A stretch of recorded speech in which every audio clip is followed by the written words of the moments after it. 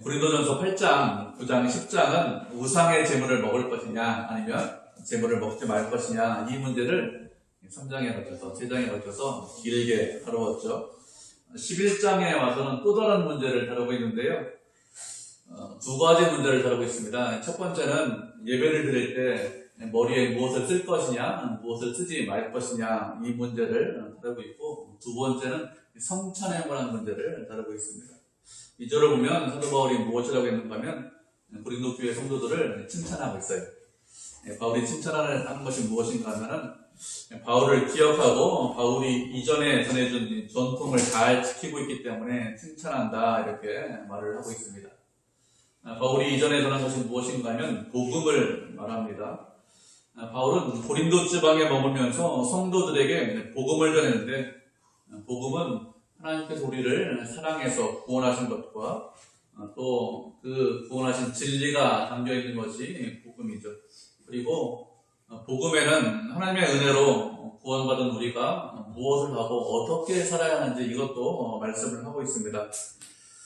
바울은 성도들에게 이전에 전한 복음을 잘 알고 있고 또 잘 지키고 있다고 칭찬하면서 3절을 보면 무엇이라고 합니까? 그러나 나는 너희가 알기를 원한다 이렇게 말씀하고 있습니다. 무엇을 알기를 원하는가 하면 각 남자의 머리는 그리스도요, 여자의 머리는 남자요, 그리스도의 머리는 하나님이시라는 것을 알기를 원한다고 했습니다. 이 말은 바울이 그 당시 고린도 교회 성도들 중에서 어떤 사람들이 예배를 드릴 때 머리에 무엇을 쓰고 예배를 드리고, 또 어떤 사람들은 머리에 무엇을 쓰지 않고 예배를 드렸기 때문에 이런 말을 하는 것입니다. 사도 바울이 성도들을 권면할 때 어떻게 권면하는가 하면 보편적이고 일반적인 것을 먼저 이야기합니다. 그리고 구체적이고 개별적인 사안에 대해서 그래서 이야기를 하는데, 3절 말씀은 보편적이고 일반적인 이야기를 먼저 하는 것입니다. 남자는 여자의 머리다 이렇게 이야기를 했습니다. 남자가 여자의 머리다 이렇게 이야기했기 때문에 잘못 이해를 하면 바울이 남자와 여자를 차별하기 위해서 이런 말을 하는 것은 아니냐 이렇게 생각을 할 수 있습니다. 그런데 그런 의미가 아닙니다. 세상에서 남자와 여자의 차별이 없어진 것이 얼마 되지 않았어요. 몇십 년 전만 해도, 제가 젊을 때만 해도 우리나라 같은 경우에 출생비율, 남녀의 출생비율이 남자아이가 훨씬 더 많이 출생을 했습니다. 남아선호 사상 때문에 남자아이가 태어나기를 바랬고, 그리고 남자아이가 태어나는 것을 상당히 좋아했습니다. 그런데 이것이 이렇게 남자아이를 좋아하기 때문에 이것이 사회 문제가 된다 이렇게 생각했던 그런 시절, 몇십 년 전만 해도 그런 시절이 있었습니다. 그런데 지금은 뭐 그런 것 아무것도 없죠. 아무도 남자아이가 태어나기를 바란다 이런 사람은 아무도 없습니다. 바울이 이 편지를 쓸 때는 남자와 여자의 차별이 아주 심했던 그런 시절입니다. 그 당시에는 사람 숫자를 쓸 때는 여자는 숫자를 쓰지도 않았습니다. 집번에서 증언을 하는데 여자는 증인이 될 수 없었어요. 여자가 증언하는 것은 아예 인정도 하지 않았습니다. 그리고 여자가 청정권을 하는 것은 한 100년도 채 되지 않습니다. 100년 좀 넘죠. 그전에는 여자에게 청정권이라는 것이 아예 있지 않았습니다. 그 당시 사람들의 관습, 그 당시 사람들의 생각이 그 정도밖에 되지 않았습니다. 유대교 같은 경우에는 남자와 여자가 같이 예배를 드리지 못했습니다. 유대인들은 회당에서 예배를 드렸는데 남자는 다 앞에서 예배를 드려요. 그리고 여자는 다 뒤에서 예배를 드렸습니다. 이렇게 남녀가 차별이 있던 그런 시대인데 교회는 그렇게 하지 않았습니다. 5절을 보면 여자가 예배를 드릴 때 기도도 했고 그리고 예언도 했다 이렇게 말씀을 하고 있습니다. 예언이라는 것은 무엇인가 하면 하나님의 말씀을 가르치는 것이 예언입니다. 세상 사람들은 사람들을 여자라고 차별을 했는데 교회에서는 그렇게 하지 않았습니다. 남자도 동일하게 기도와 예언을 하고 여자도 남자와 똑같이 기도와 예언을 했기 때문에 그 당시 사람들의 생각, 그 당시 사람들의 눈으로 바라보면 교회가 이런 일을 한다는 것은 아주 파격적이고 혁명적인 일입니다. 다른 어느 곳에서 볼 수 없는데 교회에서만 남자와 여자를 차별 없이 동등하게 대우를 받았습니다. 그렇기 때문에 남자가 여자의 머리다 이렇게 말을 하는 것은 여자를 무시하고 차별하기 위해서 이렇게 말을 하고 있는 것이 아니죠. 지금이나 그 당시나 교회에서는 남자하고 여자랑 이렇게 차별이 있지 않습니다. 남자가 여자의 머리다 이 말을 이해하기 위해서는 하나님께서 그리스도의 머리시다 이 말씀을 이해해야 남자가 여자의 머리라는 것을 좀 쉽게 이해할 수 있습니다. 우리가 말씀을 한 구절 살펴보도록 하죠. 빌립보서 2장 6절부터 8절까지 말씀 살펴보도록 하겠습니다. 신약성경 318페이지입니다. 빌립보서 2장 6절부터 8절까지 말씀. 신약성경 개성경으로 318페이지네요. 세 절이니까 우리 한복들이 있는데요. 빌립보서 2장 6절부터 8절 뒤에요. 앞쪽이 아니라 뒤쪽에 318페이지 찾아주셨으면 좋겠는데 빌립보서 3장 2장 6절부터 8절까지 신약성경 318페이지에 빌립보서 2장 6절부터 8절까지 우리 한 목소리로 같이 읽도록 하겠습니다. 시작. 그는 근본 하나님의 본체시나 하나님과 동등됨을 취할 것으로 여기지 아니하시고 오히려 자기를 비워 종의 형체를 가지사 사람들과 같이 되셨고 사람의 모양으로 나타나사 자기를 낮추시고 죽기까지 복종하셨으니 곧 십자가에 죽으심이라. 아멘. 성부 하나님과 성자 하나님은 동등하십니다. 영광과 본능이 다르지 않고 동등하세요. 그는 근본 하나님의 본체시다 이렇게 말씀하셨습니다. 여기서 그는 누구를 말하는가 하면 예수님을 말씀하십니다. 이 말씀을 문자적으로 이해를 하면 예수님은 본래부터 하나님의 본체 안에 계신 분이다 이런 뜻입니다. 본체 안에 계신다는 것은 하나님과 본질이 동일하다 이런 뜻입니다. 다른 말로 하면 예수님은 본질이 하나님과 동등하신 그런 하나님이시다 이런 뜻입니다. 예수님과 하나님은 동등하신데 그런데 예수님께서는 하나님과 동등됨을 취할 것으로 여기지 아니했다고 했습니다. 동등됨으로 취할 것을 여기지 아니하셨다는 것은 하나님과 이미 동등하시지만 대등하시지만 그것을 계속해서 보수하거나 고집하거나 그것을 붙잡고 계시지 않았다 이런 뜻입니다. 하나님이시지만 하나님으로 계신 것이 아니라 스스로 자기를 비우셔서 종의 형태를 가지사 사람과 같이 되셨다고 했습니다. 종의 형태를 가졌다는 것은 종이 되셨다 이런 뜻입니다. 그렇게 종으로 사람으로 이 땅에 오셨습니다. 이 땅에 오신 예수님은 참 하나님이시죠. 하나님과 본질이 동일하시기 때문에 참 하나님이십니다. 그리고 우리와 같은 참 인간이십니다. 이렇게 참 하나님과 참 인간으로 이 땅에 오신 예수님은 이 땅에 오셔서 어떻게 하셨습니까? 자기를 낮추시고 죽기까지 복종하셨어요. 누구에게 죽기까지 복종하셨습니까? 아버지 하나님께 죽기까지 복종하셨습니다. 성자 하나님과 성부 하나님은 동등하시기 때문에 복종하실 이유가 없죠. 동등하다는 것은 누가 명령을 내리고 누가 복종하고 이렇게 하면 동등한 관계는 아닙니다. 그건 동등한 관계는 아니죠. 그런데 예수님께서는 아버지 하나님께 하나님과 동등하시지만 하나님의 뜻에 스스로 복종을 하셨습니다. 그렇게 하나님의 뜻에 복종하신 이유가 무엇인가 하면 우리를 구원하는데 인간을 구원하는데 아버지 하나님께서 머리이시기 때문에 그 머리에게 복종하신 것입니다. 복종하셨다는 것은 다른 말로 하면 아버지 하나님이 머리라는 것을 인정하셨기 때문에 복종하신 것이죠. 하나님께서는 우리를 구원하기 위해서 구원하실 계획을 세우셨습니다. 그리고 그 일을 직접 누가 하셨는가 하면 아들 하나님께서 예수님께서 이 땅에 오셔서 십자가를 지심으로 하나님의 뜻을 이루셨어요. 이렇게 예수님께서 하나님의 뜻대로 복종하셨기 때문에 우리가 구원받은 것입니다. 그렇기 때문에 하나님께서 그리스도의 머리다 이렇게 말씀하는 것입니다. 성부 하나님과 성자 하나님의 어떤 차별이 있기 때문에 머리다, 성부 하나님이 머리다 이렇게 말씀하는 것이 아니라 질서의 문제이기 때문에 머리라고 하는 것입니다. 남자가 여자의 머리다 이렇게 말하는 것도 동일한 의미겠죠. 남자와 여자를 차별하기 위해서 이렇게 하는 것이 아니라 남자와 여자는 아무런 차별이 없는데 남자가 여자의 머리라고 하는 것은 구별과 질서를 위해서 이렇게 남자가 여자의 머리라고 하는 것입니다. 머리라고 할 때 머리가 하는 일이 무엇인가 하면 몸을 지휘하는 일을 하는 것이 머리가 하는 일입니다. 머리에서 어떤 지시가 내려오면 그러면 몸은 그 지시대로 움직여야 되겠죠. 만약에 머리가 지시를 해야 되는데 몸이 지시대로 움직이지 않으면 몸이 제 마음대로 움직이면 그 사람은 아주 심각한 질병에 걸린 그런 사람이겠죠. 그렇게 질서가 없이 움직이는 것이 아니라 질서가 있이 움직이고 바르게 움직이기 위해서 그래서 남자가 여자의 머리다 이렇게 말을 하는 것입니다.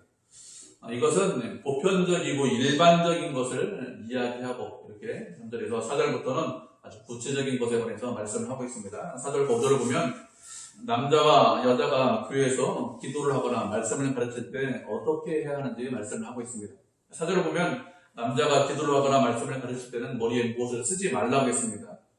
만약에 남자가 머리에 쓰고 기도를 하면 무엇을 가르치면 그 머리를 욕되게 하는 것이기 때문에 무엇을 쓰지 말라고 했습니다.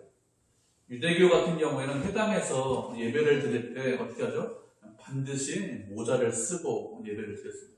지금도 유대인들은 회당에서 예배 드리는데 어떻게 합니까? 반드시 모자 쓰고 들어가요. 모자 안 쓰고 들어가는 사람 없습니다. 그런데 교회에서는 남자가 기도를 하거나 가르칠 때는 머리에 무엇을 쓰지 말아라 이렇게 말씀했습니다. 반대로 여자들은 교회에서 기도를 하거나 말씀을 가르칠 때는 반드시 머리에 써라 이렇게 말씀했습니다. 모자를 쓰거나 아니면 뭐 이렇게 노을 같은 거, 스카프 같은 거를 쓰고 기도를 하거나 아니면 말씀을 가르쳐라 이렇게 했습니다. 여자가 이렇게 하지 않으면 이것은 그 머리를 욕되게 하는 것이라고 했습니다. 만약에 여자가 머리에 무엇을 쓰지 않고 기도를 하거나 말씀을 가르치면 그것은 여자의 머리를 민 것과 동일하다고 했습니다. 여자에게 무엇을 써라 이렇게 말씀하신 이유가 무엇인가 하면 그 당시 여자들이 일반적으로 무엇을 쓰고 다녔습니다. 지금도 우리나라 아니라 아랍권에 가면 여자들이 무엇을 쓰고 있어요. 히잡을 쓰고 있거나 아니면 부르카 같은 것을 쓰고 있습니다. 그리고 우리나라 같은 경우에도 조선시대 어떻게 했죠? 조선시대 여자들이 외출하려면 장옥 같은 걸로 이렇게 머리 가리고 얼굴 가리고 다녔습니다. 그 당시 여자들의 일반적인 복식이 무엇인가 하면 머리에 무엇을 쓰고 다니는 것이 일반적인 복식입니다. 그렇기 때문에 어떻게 하죠? 남자가 기도하거나 말씀을 가르칠 때 무엇을 쓰지 말라고 했습니다. 이것을 이렇게 말한 이유가 무엇인가 하면 남자가 무엇을 쓰면 어떻게 생각하는 거예요? 여자다 이렇게 생각을 하기 때문에 여자처럼 보이기 때문에 이렇게 이야기한 것입니다. 누구든지 우리가 이 땅에 태어날 때 남자로 태어나고 싶어서 남자로 태어나고 여자로 태어나고 싶어서 여자로 태어난 사람 그런 사람이 있습니까? 나는 태어나기 전에 난 남자로 태어날 거야 여자로 태어날 거야 이렇게 해서 태어난 사람 아무도 없죠. 하나님께서 그렇게 정해주셨습니다. 그런데 남자로 태어났는데 여자처럼 보이기 위해서 머리에 무엇을 쓰고 있으면 어떻게 하는 것이죠? 하나님의 권위에 도전하는 것입니다. 하나님께서 남자로 태어나게 하셨는데 그 머리를 인정하지 않는 것이죠. 그래서 남자에게는 모자를 쓰지 말아라 이렇게 말씀하셨습니다. 그 반대로 여자에게는 모자를 써라 이렇게 말씀하셨습니다. 왜 이렇게 말씀하셨을까요? 왜 그런가 하면은 그 당시 여자들 중에서 모자를 쓰지 않는 여자들이 있었기 때문에 그렇습니다. 어떤 여자들이 모자를 쓰지 않았는가 하면 대부분 목을 파는 여자들이 모자를 쓰지 않았습니다.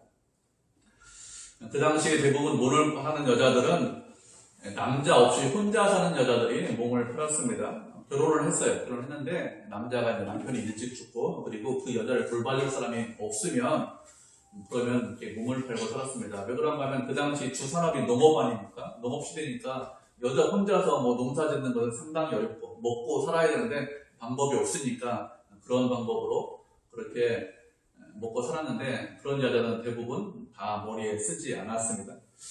머리에 무엇을 쓰지 않았다는 것은 나는 자유로운 여자다 이런 의미로 쓰지 않고 살았습니다. 그런데 교회에서도 어떤 여자들이 하나님께서 나에게 자유를 주셨기 때문에 나는 머리에 무엇을 쓰지 않겠다.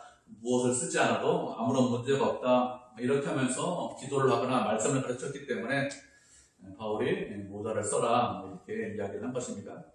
그렇게 머리를 길러라 아니면 무엇을 써라 이렇게 가리라고 하면서 무엇이라고 했습니까? 6절을 보면 머리를 가리기 싫다면 깎거나 밀라고 했습니다. 깎거나 밀기를 싫어하면 그러면 가려라 이렇게 이야기했는데 이것은 평소와 다름없이 행동을 하는 것입니다. 그 당시 여자들은 지금도 여자 머리 깎고 다니는 사람 밀고 다니는 사람 없죠. 깎고 다니는 사람은 많이 있지만 그 당시 여자들은 평소에 머리를 깎거나 미는 것을 아주 수치스럽게 생각했습니다. 평소에 그렇게 하다가 교회에 와서만 모자를 쓰기 싫어한다면 그거 잘못된 것이니까 그러니까 평소와 다름없이 교회에서도 행동을 해라. 평소에 모자를 쓰고 있었다면 그러면 교회에서도 모자를 쓰고 있어라 이런 뜻입니다. 이렇게 바울은 남자에게는 모자를 쓰지 말라고, 그리고 여자에게는 모자를 쓰라고 하면서 창조 질서에 대해서 다시 설명하고 있습니다. 8절과 9절을 보면 남자가 여자에게서 난 것이 아니고 여자가 남자에게서 났고, 또 남자가 여자를 위해서 지음받은 것이 아니라 여자가 남자를 위해서 지음받았다고 했습니다. 이 말씀은 이 창세기 말씀을 설명한 것인데, 우리가 창세기 말씀을 살펴보도록 하겠습니다. 창세기 2장 18절부터 23절까지 말씀입니다. 구약성경 2페이지예요. 처음에 있는, 맨 앞에 있는, 성경 맨 앞에 2페이지. 창세기 2장 18절부터 23절까지 말씀 한 절씩 교독하도록 하겠습니다. 2페이지, 다음에 2페이지. 창세기가 맨 앞에 있죠. 창세기 2장 18절부터 23절까지 말씀 우리 한 절씩 교독하도록 하겠습니다. 창세기 2장 18절 먼저 읽도록 하겠습니다. 여호와 하나님이 이르시되 사람이 혼자 사는 것이 좋지 아니하니 내가 그를 위하여 돕는 배필을 기으리라 하시니라. 여호와 하나님이 그로 각성을 주시고 그의 각성을 주시고 아담이 무엇이라도 그러나 무시하고 그것들을 그에게로 들어가시니 아담이 각성을 부른 것이 그들이니라. 아담이 모든 가축과 공중의 새와 들의 모든 짐승에게 이름을 주니라. 아담이 돕는 배필이 없으므로 여호와 하나님이 아담을 창조하게 하시니 하늘을 그가 거듭나는 자여 사람을 지으시고 여호와 하나님이 아담에게 취하신 그 갈빗대로 여자를 만드시고 그를 아담에게로 이끌어 오시니 아담이 그에게 여자를 그것을 남자에게서 취하였으니 여자라 하리라. 아멘. 하나님께서 당신의 형상을 따라서 우리를 인간을 창조하셨는데 처음 창조한 인간이 누구인가 하면 아담이죠. 하나님께서 당신의 형상을 따라서 인간을 창조하셨다는 것이 무슨 뜻인가 하면 인간을 통해서, 우리를 통해서 하나님의 형상이 드러나게 하시겠다, 이런 뜻입니다. 사람들을 보면서 하나님이 어떤 분인지 알 수 있도록 하기 위해서 그렇게 인간을 창조하셨습니다. 그렇게 아담을 흙으로 창조하시고 혼자 사는 것이 좋지 않다고 하시면서 아담을 위해서 돕는 배필을 만들겠다, 이렇게 말씀하셨습니다. 돕는 배필을 만들기 이전에 당신이 창조하신 들짐승과 새들이 있는데 그들의 이름을 짓도록 했습니다. 동물의 이름을 아담이 지어 주었다는 것이죠. 아담은 어떤 사람이냐? 아주 지혜가 많은 사람이에요. 아주 특별한 사람입니다. 동물의 이름을 지어준 사람입니다. 우리는 동물의 이름을 보통 어떻게 알죠? 보통은 그림책을 보고 이 동물이 사자야, 이 동물이 호랑이야, 이 동물이 사슴이야, 얼룩말이야, 이렇게 압니다. 누가 알려줍니까? 대부분 부모님이 알려주죠. 그리고 실제로 동물원에 가서 그 동물을 보고 사자구나, 이게 호랑이야, 이렇게 실물을 보고 깨닫게 됩니다. 그런데 아담은 어떻게 안다고 했습니까? 동물을 직접 보고 그 동물의 이름을 지었다고 했습니다. 동물을 보고 그 동물이 무엇인지 그 특성을 금방 파악했다는 것입니다. 아주 지혜가 뛰어나죠. 그렇기 때문에. 그런데 이렇게 지혜가 뛰어난 사람인데 아담이 혼자 있는 것이 하나님 보시기에 좋지 않다고 했습니다. 하나님 보시기에 좋지 않다는 것은 아담 혼자서는 하나님의 영광을 드러낼 수 없다는 것입니다. 지혜로운 사람인데 하나님의 형상으로 만들었는데 하나님의 형상으로 만든 아담이 온전히 하나님의 영광을 드러내기 위해서는 누가 필요하느냐? 혼자서는 그렇게 못하고 반드시 아내가 있어야, 그래야 하나님의 영광을 드러낼 수 있다는 것입니다. 그래서 하나님의 영광을 온전히 드러내기 위해서 아담을 잠재운 이후에 갈빗대를 취해서 여자를 만들었습니다.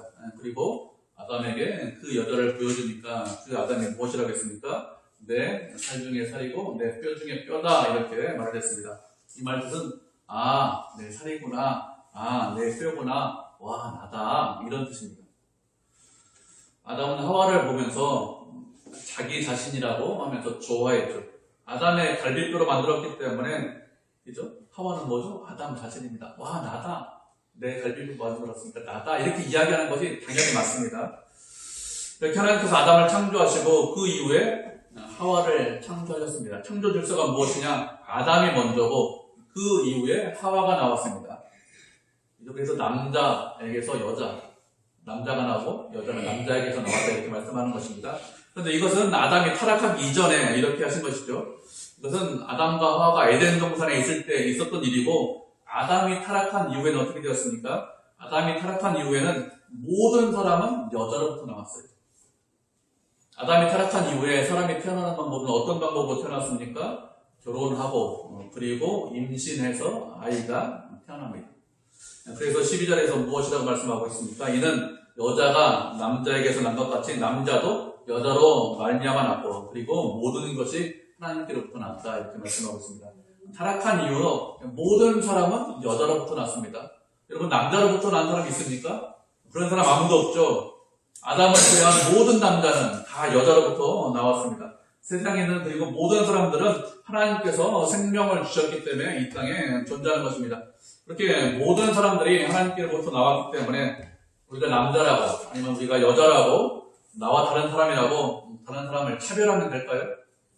차별하면 안 됩니다. 하나님으로부터 나왔기 때문에 다 동등하죠. 그래서 차별이라는 것이 있을 수 없습니다. 나와 다르다고 차별하면 그것은 어리석은 것입니다. 우리가 말씀한 구절 살펴보도록 하겠습니다. 에베소서 5장 21절부터 25절까지 말씀 살펴보도록 하겠습니다. 신약성경 315페이지예요. 에베소서 5장 21절부터 25절까지 신약성경 315페이지 한 절씩 교독하고 그리고 합독하도록 하겠습니다. 에베소서 5장 21절입니다. 제가 먼저 읽겠습니다. 그리스도를 경외함으로 피차 복종하라. 이는 남편이 아내의 머리됨이 그리스도께서 교회의 머리됨과 같음이니 그가 바로 몸의 구주시니라. 그러므로 우리가 그리스도에게 받은 아내들도 범사에서 자기에게 복종하십니다. 25절 읽겠습니다. 남편들아 사랑하는 그리스도께서 교회를 사랑하시고 그 교회를 위하여 자신을 주님같이 하라. 이 말씀은 주님 안에서 부부가 어떻게 생활해야 하는지 말씀하고 있습니다. 젊으신 분들이 있기 때문에 잘 들으셔야 됩니다. 21절을 보면 그리스도를 경외함으로 피차 복종하라고 했습니다. 이 말씀, 21절 말씀이 전제되는 말씀입니다. 남자와 여자가 주님 안에서 만나서 부부가 되었는데 부부가 할 일이 무엇이냐? 그리스도를 경외함으로 피차 복종하는 것. 그것을 가장 먼저 해야 합니다. 그리스도를 경외하라고 했는데 무슨 뜻이냐? 두 사람 다 하나님을 섬기고 사랑을 하는 것입니다. 그렇게 하나님을 섬기고 사랑하는 부부이기 때문에 그 부부가 서로 어떻게 해야 합니까? 피차 간에 복종하라고 했습니다. 피차 순종해라 이렇게 말씀하시지 않고 피차 복종해라 순종보다 더 강한 단어를 사용하셨습니다. 부부가 서로 동일하게 섬기고 동일하게 다른 사람들을 섬겨라, 다른 사람들을 섬기고 다른 사람의 종이 되어라 이런 뜻입니다.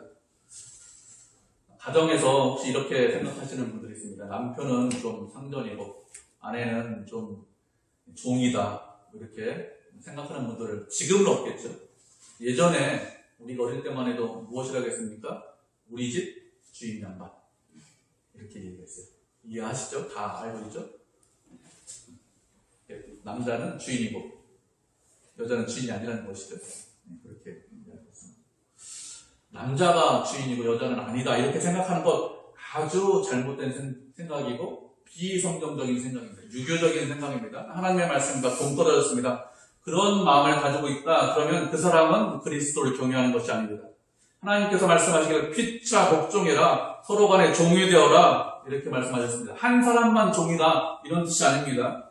서로 섬기고 서로 종이 되어야 되겠죠. 그것이 전제고 그 말씀이 가장 중요합니다.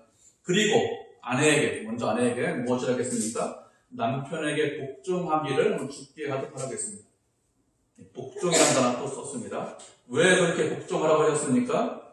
남편이 아내의 머리이기 때문에 복종해라 이렇게 말씀하셨습니다.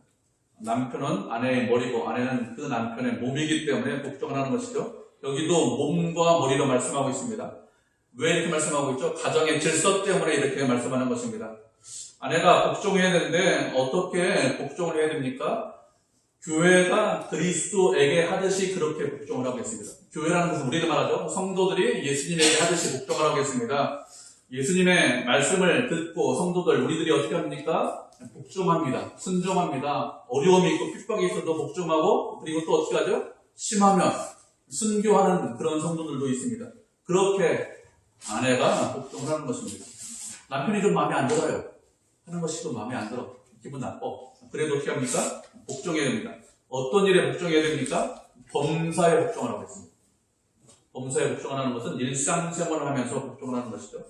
특별한 일, 아주 중요한 일, 이런 거 할 때 복종하는 것이 아니라 일상생활 할 때 복종해라 이렇게 말씀하셨습니다. 여기까지만 말씀을 딱 들으면 아내들의 속이 좀 뒤집어집니다. 왜죠? 결혼할 때는 비슷해서 결혼하잖아요. 아주 차이가 크게 차이 나면 결혼 못 하지 않습니까? 거의 비슷해서 결혼했는데 결혼한 이후에 어떻게 하죠? 고생만 신나게 시켜놓고 또 복종하라고 하나님 말씀하십니까? 이렇게 말씀하시면 아내가 얼마나 고생하는지, 사회에서 얼마나 약자인지 잘 알지 못해서 그런 것이죠. 이렇게 하면서 가슴이 좀 아픕니다. 그런데 아내에게만 이렇게 말씀하신 것이 아니라 남편에게도 동일하게 말씀하셨습니다. 무엇이라고 말씀하셨습니까? 아내를 사랑하는데 어떻게 사랑하라고 했습니까? 예수님께서 교회를 사랑하신 것처럼 아내를 사랑하라고 했습니다. 예수님께서 우리를 사랑하시죠. 우리가 예수님 은혜 안에 있습니다. 그래서 예수님께서 우리를 사랑하셔서 어떻게 하셨습니까? 우리를 위해서 당신의 목숨을 주셨습니다. 당신의 목숨을 주기까지 우리를 사랑하셨습니다. 남편들도 아내를 사랑하는데 어떻게 사랑하라고요? 예수님께서 우리를 사랑하신 것처럼 그렇게 사랑하라고 했습니다. 다른 말로 하면 목숨 걸고 사랑해라는 뜻입니다. 여러분, 목숨 걸고 아내를 사랑하는데 아내는 내 말에 무조건 복종해야 한다, 이렇게 생각하면 목숨 걸고 사랑하는 것입니까? 그렇지 않죠?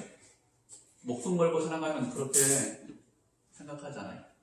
목숨 걸고 사랑하면 그런 마음, 그런 말을 그런 생각을 갖지 않습니다. 목숨 걸고 사랑하지 않기 때문에 아내가 내 말대로 해야 돼, 이렇게 생각하는 것입니다. 어떻게 해야 되죠? 남편이든지 아내든지 그리스도 안에서 그리스도를 경외함으로 피차 복종해야 됩니다. 가장 중요한 말씀이고 가장 전제되는 말씀이라고 했습니다. 이 말씀을 제외하고 들으면 잘못 생각할 수 있습니다. 그런데 전제되는 말씀이 가장 중요하기 때문에 이 말씀을 생각하면 우리가 바르게 생각할 수 있고 바른 길을 갈 수 있습니다. 가정에서 특히 제가 남자이기 때문에 남자들한테 말씀드리는데 아내의 종이 되셔야 됩니다. 아내를 섬기셔야 됩니다. 저도 잘 못해요. 예전에는 설거지도 안 하고 방 청소도 안 하고 뭐 이렇게 했어요. 지금도 잘 안 합니다. 그렇지만 하셔야 됩니다. 저도 하고 여러분도 하고 그렇게 하셔야 돼요. 그게 뭐죠? 그게 아내를 목숨 걸고 사랑하는 거예요. 남편이니까 돈 벌어주고 끝이다, 여러분, 그거 아닙니다. 그거 이상 하셔야 됩니다. 목숨 걸고 살아가면 그렇게 하는 거예요. 부부가 주 안에서 서로 종이 되고 서로 섬기는 것, 그것이 하나님의 뜻입니다. 그래서 본문 11절에서 무엇이라고 했죠? 주 안에서 남자 없이 여자만 있지 않고 여자 없이 남자만 있지 아니하다, 이렇게 말씀하셨습니다. 주 안에 있는 사람들은 남자나 여자나 동일하고 차별이 없다는 것이죠. 요즘 세상 어떤 세상입니까? 남녀 간의 갈등이 많죠. 남녀 간의 갈등만 있는 것이 아니라 세대 간의 갈등도 있습니다. 나이가 많고 적고 때문에 갈등이죠. 우리나라는 아직까지 그런 거 없죠. 그렇지만 다른 나라 같은 경우에는 인종 갈등, 인종 차별이 있습니다.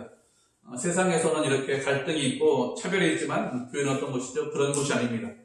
갈등이 일어나고 문제가 일어나는 것이 아닙니다. 만약에 갈등이 있고 문제가 있다면 그것은 하나님의 은혜가 무엇인지 알지 못하기 때문에 그런 것입니다. 하나님의 은혜에 대해서 아는 사람들은 절대로 사람을 차별하지 않습니다. 우리는 주 안에서 하나이기 때문에 그렇습니다. 그 사람이 남자이든지 그 사람이 여자이든지 나이가 많든지 적든지 건강하든지 그렇지 않든지 부자든지 가난하든지 우리는 어떤 형태를 가지고 있든지 한 형제이고 한 자매입니다. 그렇기 때문에 다른 사람을 차별하잖아요. 차별하면 그 은혜를 모르는 것입니다. 차별하지 않습니다. 차별하지 않는 것이 마땅하고 그리고 서로 사랑하고 하나인 것이 마땅합니다. 이렇게 주님 안에서 차별하지 않지만 13절에서 무엇이라고 했습니까? 너희가 스스로 판단해보라고 했습니다. 여자가 가리지 않고 기도하는 것이 마땅한지 스스로 판단하고 스스로 생각해보라고 했습니다. 다른 말로 하면 여자가 모자를 쓰지 않고 기도하는 것은 합당하지 않다, 이런 뜻입니다. 바울이 왜 이런 말을 할까요? 바울이 이런 말을 하는 것은 남자와 여자를 차별하기 위해서 이런 말을 하는 것이 아니라 여자가 모자를 쓰지 않는 것은 기존의 질서를 인정하지 않는 것이기 때문에 이런 말을 하는 것입니다. 그래서 합당하지 않다, 이렇게 말을 하는 것이죠. 차별이 없다고 질서가 없는 것은 아닙니다. 우리가 하나다, 남자든지 여자든지 우리가 한 형제고 한 자매다 이렇게 말하지만 남자와 여자가 없다, 이런 뜻은 아니겠죠. 남자도 있고 여자도 있습니다. 남자와 여자로 부르는 것은 차별하기 위해서 이렇게 부르는 것이 아니라 구별하기 위해서 이렇게 부르는 것입니다. 구별하는 것하고 차별하는 것하고는 다르죠. 모두가 하나라고 구별이 없는 것은 아닙니다. 구별할 수 있습니다. 그렇게 구별하는 것을 말씀드렸듯이 교회의 질서를 세우기 위해서 이렇게 하는 것입니다. 바울이 모자를 써라 이렇게 이야기하는 것도 질서 때문에 이야기를 하는 것이죠. 바울이 기도할 때 모자를 써라 이렇게 이야기했기 때문에 지금도 여자들이 기도할 때 모자를 써야 하느냐 아니면 긴 머리를 가지고 있어야 하느냐 그런 것은 아닙니다. 그 당시 고린도 교회에게 그런 이야기를 한 것입니다. 지금 우리에게 그렇게 하라 이렇게 이야기를 한 것은 아닙니다. 모자를 쓸 것이냐 말 것이냐 이것은 진리에 관한 문제가 아니에요. 생활에 관한 문제입니다. 고린도 교회가 그 당시 질서를 인정했듯이 우리도 그렇게 질서를 인정을 하는 것입니다. 교회에서 질서를 인정하기 때문에 어떻게 합니까? 이슬람권에서 복음 전할 때 여자 선교사님들이 있죠. 여자 사역자들 어떻게 합니까? 그 사람들은 히잡이나 부르카 이런 것들을 쓰고 생활도 하고 그리고 그렇게 하면서 복음도 전합니다. 단기 선교를 아랍권으로 가면 어떻게 합니까? 남자들은 밖에 나갈 때 안보도 쓰지 않아요. 근데 여자들은 이렇게 스카프 같은 거 두르고 밖으로 나가야 됩니다. 이렇게 하는 것은 그 사회의 질서를 인정하기 때문에 그렇게 하는 것이죠. 혹시 이렇게 생각할 수 있습니다. 여자가 아니냐 이렇게 생각하면 어떻게 될까요? 이슬람권에 선교 사역을 하면 안 되겠죠. 그렇지 않은 지역, 그런 거 쓰지 않은 지역에 가서 선교 사역을 하면 됩니다. 사도 바울이 10장 32절과 33절에서 무엇이라고 했는가 하면 유대인에게나 헬레인에게나 하나님의 교회에서 거치는 자가 되지 말고 나와 같이 모든 일에 모든 사람을 기쁘게 하여 자신의 유익을 구하지 아니하고 많은 사람의 유익을 구하여 그들로 구원을 받게 하라 이렇게 말씀하셨습니다. 이렇게 질서를 인정해서 유대인에게나 헬라인에게나 교회에서나 거치는 자가 되지 말라 이렇게 말씀하셨습니다. 거치는 자가 되면 상당히 어렵습니다. 거치는 자가 되면 어떻게 되죠? 감정이 상해. 여러분 감정이 상하면 어떻게 됩니까? 복음이 들어갈까요? 복음이 들어가지 않습니다. 복음을 전하고 생명을 구원하는 것이 가장 우선이죠. 그것이 본질이지 머리에 무엇을 쓰느냐 무엇을 쓰지 않느냐 이것은 본질이 아닙니다. 그래서 본질이 아닌 것을 가지고 싸움하지 말라 이렇게 이야기를 하는 것입니다. 내가 모자를 반드시 써야 돼, 내가 모자를 반드시 벗어야 돼 이렇게 하지 말라는 것이죠. 그것이 중요한 것이 아니라는 것입니다. 그래서 교회에서 거치는 자가 되지 말아라 이렇게 말씀했습니다. 중요한 건 무엇이죠? 복음을 전해서 참 생명을 갖게 하는 것이 가장 중요하기 때문에 이런 말을 하는 것입니다. 우리는 다 주님 안에 있습니다. 주님 안에서 하나입니다. 주님 안에 있으면서 구별을 할 수 있지만 차별은 없습니다. 차별이 없다고 질서가 없느냐 그런 것도 아니죠. 주님께서 우리에게 주신 질서도 있고 우리는 그 질서를 다 인정합니다. 그렇기 때문에 무엇을 하든지 어디에 있든지 주님 안에 있으면서 질서를 인정하고 그리고 주님께서 주신 생명을 복음을 전하는데 부족하지 않은 그런 자가 되어서 하나님께 영광을 드리는 그런 성도, 그런 교회가 되기를 주님의 이름으로 축복을 드립니다. 아멘.